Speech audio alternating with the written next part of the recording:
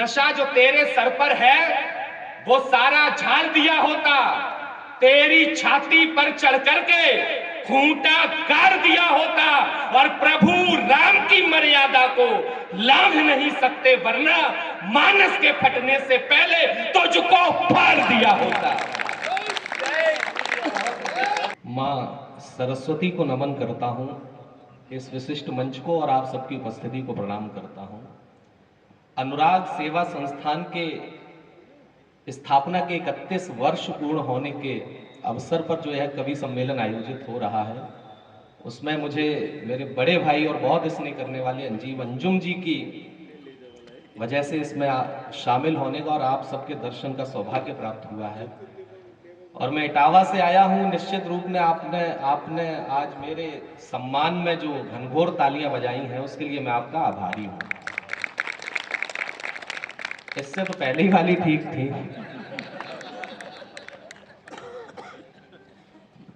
अभी राजस्थान वाली तालियां नहीं आई। देखिए एक बात समझ लीजिए, मैं इटावा से आया हूं, उत्तर प्रदेश से। मुझे यहां बोलने का अवसर मिल रहा है, मेरे लिए यही बड़ी बात है।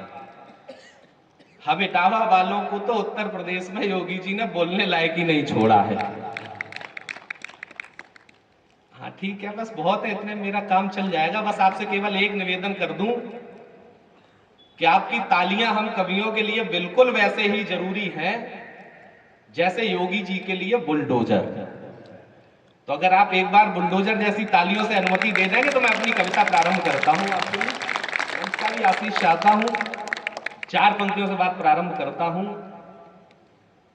उस मिट्टी को प्रणाम करता हूं जिसे मस्तक पर लगाने के बाद दुश्मन कितना ताकतवर है ये हमने कभी नहीं सोचा, बल्कि इस देश पर और इस मिट्टी पर मर मिटने का हौसला अपने आप आ जाता है। मैं उस राजस्थान की मिट्टी पर खड़ा हूं कि मुझको चाहत कभी नहीं है आसमान के तारों की, मुझको चाहत कभी नहीं है आसमान के तारों की, बेशर्म हवा के रुख पर चलते सत्ता के दरबारों की, मैं भूषण की सिंह गर्जना खुद की ताकत रखता हूं, वंदे मातरम होठों पर और दिल में भारत रखता हूं। धीरे धीरे आप लोग उस मानसिकता में आ रहे हैं जहां जिस कवि सम्मेलन को जिस उत्साहपूर्ण माहौल में हम सुनते हैं, और इस आयोजन जो आज मैंने पूरा देखा कि 31वें वर्ष में जो 31 काम का संकल्प लिया है, निश्चित रूप से प्रशंसनीय। मैं चाहता हूं कि आपकी तालियां अनुराग सेवा संस्थान के लिए अवश्य होनी चाहिए। मैंने तो पहली बार कोई संस्था देखी जो अपने जितने वे वर्ष में प्रवेश कर रही हो उतने सामाजिक कार्य कर रही है, शायद पहली बार। मैं सोच रहा था कहां से प्रारंभ करूं। मैं 4 पंक्तियां पढ़ता हूं, इस मिट्टी का पहले वंदन करता हूं, उसके बाद कविता पाठ प्रारंभ करता हूं कि संकटों को झेलकर घास वाली रोटियों में शौर्य स्वाभिमान को जगाना जानते हैं हम। संकटों को झेलकर घास वाली रोटियों में शौर्य स्वाभिमान को जगाना जानते हैं हम। गर जिद पे अड़े तो जबड़े को खोलकर उंगली पे शेर को नचाना जानते हैं हम। गर, ताली आपकी थोड़ी सी कमजोर रही कि गर जिद पे अड़े तो जबड़े को खोलकर उंगली पे शेर को नचाना जानते हैं हम। और दोस्ती में दोस्तों पे जान वार देते किंतु शत्रुओं को धूल भी चटाना जानते हैं हम। शत्रुओं को धूल भी चटाना जानते हैं हम। और हम ही से महकता है देश का बगीचा, क्योंकि लहू को पसीने सा बहाना जानते हैं हम। लहू को पसीने सा बहाना जानते हैं हम। मैं आया तो रास्ते में मेहंदीपुर बालाजी का मंदिर मिला जहां अच्छे अच्छे लोगों के भूत भाग जाते हैं। महाबली जहां बैठे हो, मैं सोच रहा था कहां से प्रारंभ करूंगा। मैं यहीं से भैया प्रारंभ करता हूं, क्योंकि इस देश में हमने वो दिन भी देखे कि जो हमारे लिए सबसे पूज्य ग्रंथ है श्री रामचरितमानस, उसे भी इस देश में जलाया गया और फाड़ा गया। वो घटना जिस दिन लखनऊ में घटी थी, उस दिन मैंने जो 4 पंक्तियां लिखी थी वो आपके बीच पढ़ता हूं और आपको भी लगे कि आपके दिल में भी वही आक्रोश था उस दिन जो मेरे दिल में, तो फिर एक बार तालियां आप बजाना और अपना आशीष देना। कविता निश्चित रूप से आप बहुत अच्छी सुन रहे हैं। मैं जब से आया हूं देख रहा हूं सब लोग कितने मन से कविता सुन रहे हैं कि नशा जो तेरे सर पर है वो सारा झाड़ दिया होता। नशा जो तेरे, जो लोग रामचरितमानस हमारे लिए तो हमारा सबसे पूज्य ग्रंथ है, हमारे लिए हमारा प्राण है, जिसे हम अपने पूजा के गृह में रखते हैं, लेकिन जो लोग नहीं मानते उनसे मैं कहना चाहता हूं कि आप धार्मिक ग्रंथ नहीं भी मानते हैं तब भी वो एक कवि की रचना तो है ही, तो उस कवि की रचना का अपमान कम से कम हम लोग तो नहीं होने देंगे। तब मैंने जो 4 पंक्तियां लिखी वो पढ़ता हूं आपके बीच कि नशा जो तेरे सर पर है वो सारा झाड़ दिया होता। नशा जो तेरे सर पर है वो सारा झाड़ दिया होता। तेरी छाती पर चढ़ करके खूंटा गाड़ दिया होता और प्रभु राम की मर्यादा को लांघ नहीं सकते, वरना मानस के फटने से पहले तुझको फाड़ दिया होता। मानस के फटने से पहले तुझको फाड़ दिया होता। हमने वो भी दृश्य इस देश में देख लिया कि एक अयोध्या से पार्टी चुनाव क्या हारती है। मेरा किसी राजनीतिक दल से कोई संबंध नहीं है, लेकिन एक पार्टी अयोध्या में चुनाव हारी तो इस देश की सबसे बड़ी पंचायत में एक व्यक्ति के लिए कह दिया गया कि ये आए हैं अयोध्या के राजा। माफ करना, अयोध्या, मथुरा और काशी, ये 3 वो नगरी हमारे लिए हैं जहां का राजा कोई मनुष्य तो कभी हो ही नहीं सकता। वाह भाई वाह, सहमत हो तो ही ताली बजाना। यहां नहीं हो सकता, लेकिन जिस दिन ये कहा गया उस दिन मैंने जो पंक्तियां लिखी, अब आपकी तालियां हिम्मत के लिए मांगता हूं क्योंकि मैं इटावा से आया हूं। स्वागत है भाई।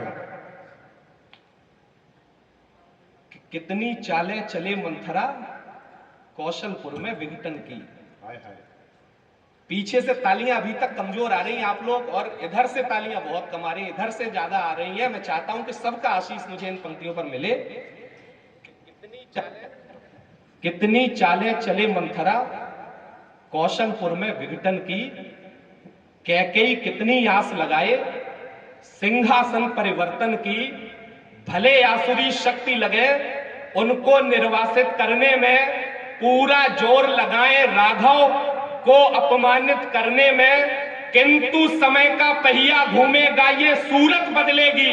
जो भटके लोगों के मन में बसी है मूरत बदलेगी। अरे अखिल विश्व में जयकारा उस पुण्य धाम का ही होगा, और अवधपुरी में राज तिलक तो श्री राम का। जिंदाबाद जिंदाबाद जिंदाबाद।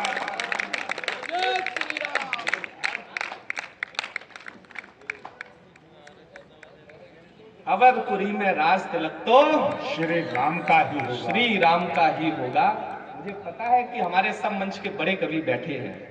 आदरणीय दादा इस देश के जो गिने चुने गीतकार हैं, जिन्हें लोग पूरे मन से सुनते हैं और जिनकी प्रतीक्षा करते हैं, दादा यशपाल यश जी, आदरणीय राम बाबू सिकरवार जी, और बड़े भैया जी अंजुम जी, और जो संचालन कर रहे हैं इस देश के बहुत बड़े संचालक आदरणीय सुरेंद्र सार्थक जी को हमें सुनना है। आदरणीय दादा तुरंत जी पढ़ के गए हैं। मैं चाहता हूं ज्यादा समय न लूं, मैं एक कविता आपके बीच पढ़ता हूं। स्वागत है भैया, सीधे सीधे स्वागत। क्योंकि मैं कुछ और पढ़ने की मानसिकता में था, लेकिन जब मैंने वो पर्चा आपने दिया घर पे और जब मैंने वो सारे काम पढ़े तो मुझे एक बार बार याद आ रहा था कि बाबा ने लिखा है कि परहित सरिस धर्म नहीं भाई, परोपकार से बड़ा कोई धर्म नहीं है, इससे बड़ी कोई पूजा नहीं है। बेशक। तो मैंने एक जटायु शीर्षक से कविता लिखी है, स्वागत वो है। मैं अनुराग सेवा संस्थान और आप सभी को समर्पित करता हूं। जिसने भी अपना एक क्षण, जीवन का एक क्षण भी परोपकार में दिया है, हर उस व्यक्ति को कविता समर्पित है। मैं यहां से कविता पढ़ता हूं, आपका आशीर्वाद। स्वागत है स्वागत है। हाँ, एक बार तालियां बजाकर आप अनुमति दे दीजिए। कि वेश बदलकर छली दशानन, पर्णकुटी के द्वार खड़ा। आप जिस मन से कविता सुन रहे हैं, निश्चित रूप से लग रहा है कि यहाँ वो श्रोता हैं जो शुद्ध देसी घी वाले हैं। यहाँ मंच की ज्यादा वो करने की आवश्यकता मुझे नहीं लग रही। कि वेश बदलकर छली दशानन, पर्णकुटी के द्वार खड़ा, भिक्षाम देही देवी का स्वर, निकालता था कपटी मुखड़ा। ज्यों ही जग जननी ने देहरी बाहर कदम बढ़ाए, कविता की भूमिका केवल इतनी है कि माता जानकी ने प्रभु राम को माया मृग के पीछे भेज दिया। उसके बाद जब उसने प्रभु राम की आवाज निकाली तो लक्ष्मण जी को भेजा, वो रेखा खींचने के बाद चले गए और उधर से दशानन आ गया। स्वागत। कविता यहाँ से प्रारंभ होती, मंच का भी आशीष मिले। स्वागत स्वागत है बेटा। कि वेश बदलकर छली दशानन, पर्णकुटी के द्वार खड़ा, भिक्षाम देही देवी का स्वर, निकालता था कपटी मुखड़ा।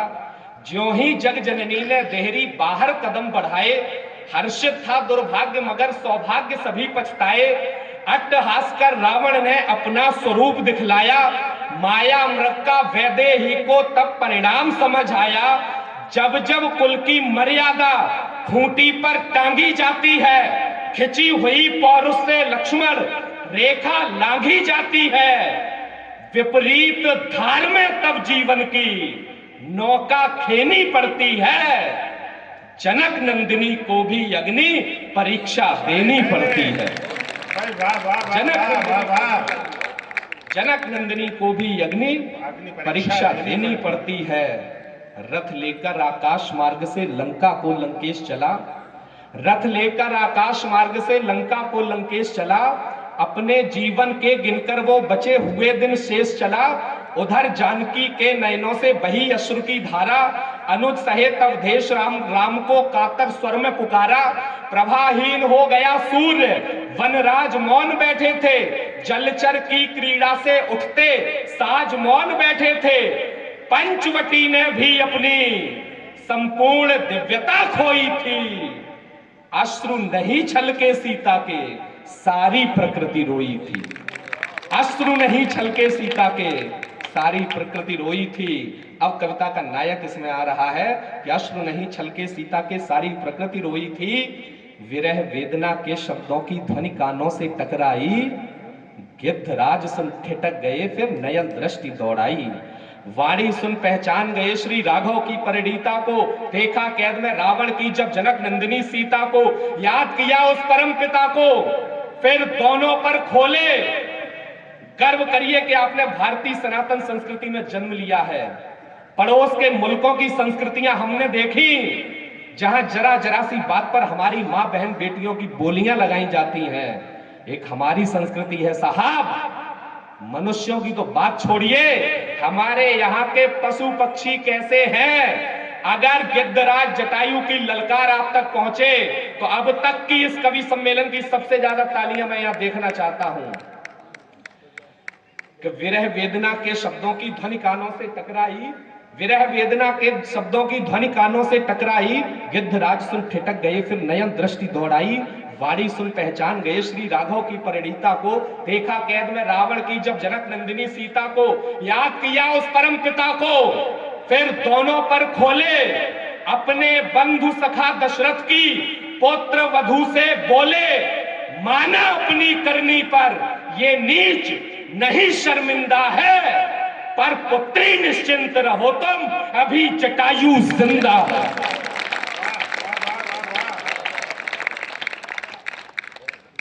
पर पुत्री निश्चिंत रहो तुम अभी जटायु जिंदा है। महाक्रोध में भर करके फिर राक्षस पति को ललकारा, महाकाल के भक्त आज क्यों तूने धर्म विसारा।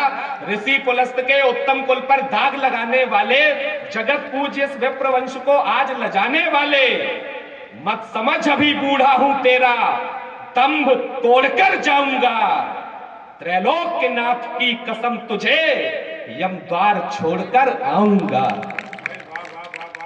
कटु वचनों से अपमानित हो, कटु वचनों से अपमानित हो क्रुद्ध दशानन बोला, हो मदांध फिर अहंकार के सब पृष्ठों को खोला। स्वर्ण युक्त वैभव संपन्न लंका का प्रजापिता हूं मैं, महाकाल का अनन्य उपासक इंद्रजीत का पिता हूं मैं। अरे जिन पर तू इतराता है ये पंख अभी सब तोड़ूंगा, पलक झपकते ही तेरी गर्दन भी आज मरोड़ूंगा। और जटायु का जवाब सुनना और आपके हाथ खुले, हर रामद्रोही तक आपकी तालियों का जवाब पहुंचे, क्योंकि इस देश में राम का भी प्रमाण मांग लिया गया कि पलक झपकते ही तेरी गर्दन भी आज मरोड़ूंगा। बड़ बोलेपन से अपने कोई ढा कहर नहीं सकता, बड़ बोलेपन से अपने कोई ढा कह नहीं सकता, राम भक्त के सम्मुख राम द्रोही ठहर नहीं सकता। राम भक्त के सम्मुख राम द्रोही ठहर नहीं सकता। कहकर झपटा वृद्ध गीत ज्यों काल पवन झपटी हो, निशाचरी सारा घमंड करने दमन झपटी हो। पहला ही जो वार चोंच से किया शीश पर रावण के, पल भर में ही गर्वित सारे रंग उड़ गए आनंद के। फिर पूरी ताकत समेत ऐसा कड़ा प्रहार किया, केश पकड़कर लंकापति के रथ से उसे उतार दिया। श्रेष्ठ उपासक शास्त्र वेद्य जो विद्वानों में पूजित था, लंका का लंकेश भी तब समरांगण में मूर्छित था। वृद्ध गिद्ध ने युद्ध भूमि में गजब नजारे दिखा दिए। मुझे नहीं पता अगली पंक्ति आप कैसे सुनेंगे, लेकिन मुझे लगता है पंक्ति अच्छी है तो शायद आपका आशीष भी अच्छा मिलेगा कि वृद्ध गिद्ध ने युद्ध भूमि में गजब नजारे दिखा दिए। 20 भुजा 10 सिर वाले को दिन में तारे दिखा दिए।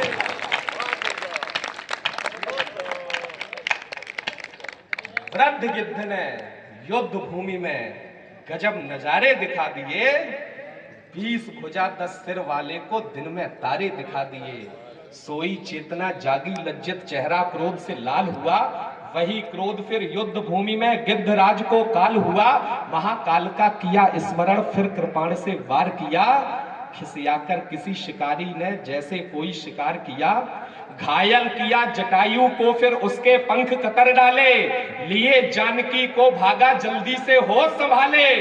और रावण इतनी तेज गति से क्यों भागा माता जानकी को लेकर, कारण अच्छा लगे तो आशीष देना कि लिए जानकी को भागा जल्दी से होश संभाले। धर्मनिष्ठ के सम्मुख कमजोरी को ढकने लगती है। कामी चोर छली की दोनों टांगे कपने लगती हैं। कामी चोर छली की दोनों टांगे कपने लगती हैं। घायल होकर लहू लुहान वह गिद्ध गिरा था धरती पर। परहित में सर्वस्व समर्पण की अनुपम गाथा लिखकर। कविता का अंतिम बंद आप सभी को सुनाता हूं कि उधर खोजते राम सिया को पहुंचे पास जटायु के। लोहू से लथपथ शरीर था टूटे पंख चिरायु के। देखा तुरंत समझ गई ये वह कोई अवतारी है। सांसों के संग राम नाम का जाप निरंतर जारी है। सांसों के संग राम नाम का जाप निरंतर जारी है। सिर पर फेरा हाथ गोद में गिद्धराज को बिठा लिया। नयन से निकले नेह नीर को घायल तन पर गिरा दिया। इस कविता की सबसे अच्छी और संवेदनशील पंक्ति आपके आंगन में रखता हूं और अनुराग सेवा संस्थान के सेवा प्रकल्पों को समर्पित करता हूं। अब सिद्ध हो जाए कि परहित से बड़ी कोई पूजा नहीं तो फिर आशीष देना। सबसे अच्छी पंक्ति पढ़ रहा हूं, मंच का भी आशीष चाहता हूं कि उधर खोजते राम सिया को पहुंचे पास जटायु के।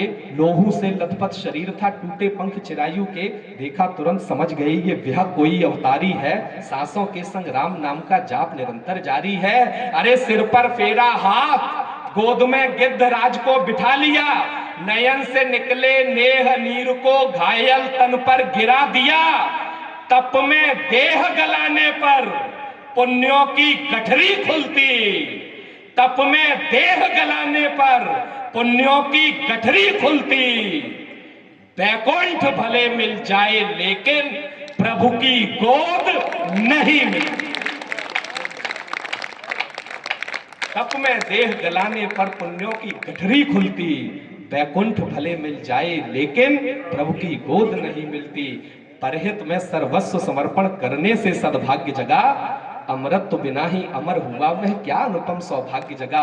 पल में पीड़ा दूर हुई फिर सारी व्यथा सुनाई।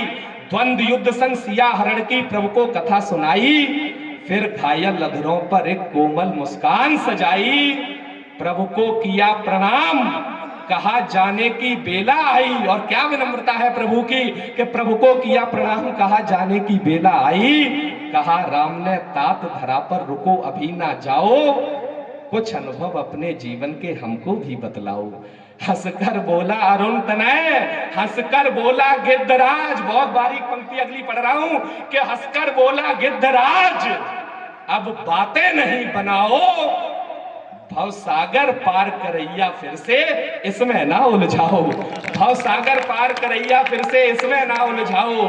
अंत समय जो नाम राम का जिह्वा पर धर लेते हैं, कितने ही निकृष्ट कर्म पर मोक्ष प्राप्त कर लेते हैं। अरे जिन चरणों का ध्यान लगाया, चरण सामने बैठे हैं। श्रेष्ठ मानवीय लीलाधर आचरण सामने बैठे हैं। जिन पर जग बलिहारी है, छवि धाम सामने बैठे हैं।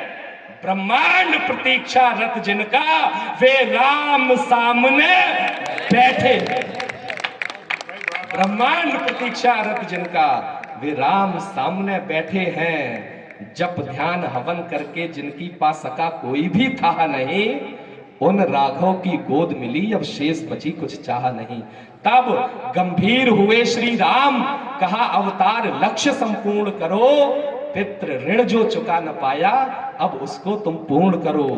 तब राघव ने विदा किया, अपना स्वरूप प्रदान किया। गिद्ध देह को छोड़ जटायु देवलोक प्रस्थान किया। अंतिम 4 पंक्तियां इस कविता की। महाराज दशरथ से ज्यादा सौभाग्यशाली सृष्टि में कोई नहीं। प्रभु जिनके आंगन में घुटनों के बल खेले हों, एक तरफ वो है और एक तरफ प्रभु के मार्ग पर चलने वाला भक्त। अंतिम 4 पंक्तियां इस कविता की। अंतर और उसके बाद अपना स्थान लेता हूं कि रघुवंश मुकुटमणि दशरथ ने था आराधन पर्याप्त किया। पुत्रेष्टि यज्ञ से परम पिता को पुत्र रूप में प्राप्त किया। किंतु वियोग में गए प्राण, आखिर रघुनंदन नहीं मिले। बात मुखाग्नि की बहुत दूर थी, अंतिम दर्शन नहीं मिले। उधर गिद्ध का लिखा विलक्षण भाग्य स्वयं परमेश्वर ने। पिता सरीखा मान दिया, खुद शक्तिमान सर्वेश्वर ने। पिता सरीखा मान दिया, खुद शक्तिमान सर्वेश्वर ने। परोपकार से प्रभु भक्ति का चित्र बनाकर दिखा दिया। अंतिम पंक्ति और एक असंभव काम जो इस सृष्टि में केवल गिद्ध संभव कर सका। शायद आपको आशीष मिले कि परोपकार से प्रभु भक्ति का चित्र बनाकर दिखा दिया।